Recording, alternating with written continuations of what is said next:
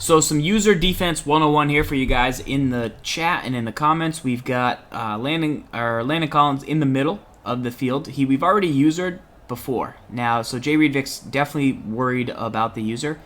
I see this inside route break on the left side of the screen here. So what I'm now concerned about is getting down to meet right where the 30-yard line is. I would rather be standing right now on the 27-yard line instead of the 20-yard line. So those 7 yards are going to hurt me. Or maybe even the 32-yard line. I'd like to be at the 32-yard line. Right there, when I see where my feet are as my user, me taking that sidestep left means I can't break down. It's really hard to get down on the ball. That's why you want to be standing more so on the 30-yard line or the 32 so that you can get the over-the-head catch animation. So me, right there, I lose my footing as a user, and I can't get down. So he could have thrown that. But, so here's what I do well. I now know that at this point, I don't have to get down to that route anymore because that route's going to run into the dude standing on the 30-yard line. So I don't even care about that route anymore. So what do? I keep my momentum, and notice here I keep all my momentum, and I see this route coming, and I try and get left to stop it.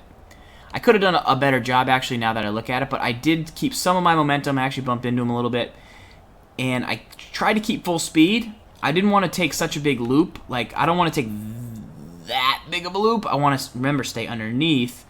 But I do get into position. I thought I was going to have a pick. But thankfully, he was able to rack catch it and get it out in front of my pass lead.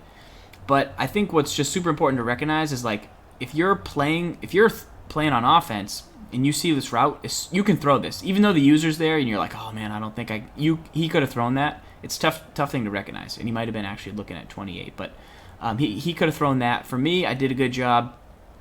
Staying full speed, really would have liked the pick, but didn't get there. And that, a play like this, this was 4th and 3, where I'm usering across the middle, is more where you want to be in position. So right here, look where I am.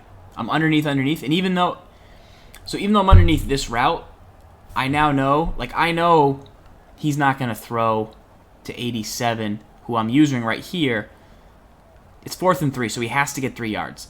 Once this route, that's not a good route to throw once it gets to the numbers because you just don't get past it, you don't get bang for your buck. So as soon as it gets there, I can bail. And he can then still throw it, but it's not going to be good for him. So I bail, and I stay underneath. And look, I'm underneath.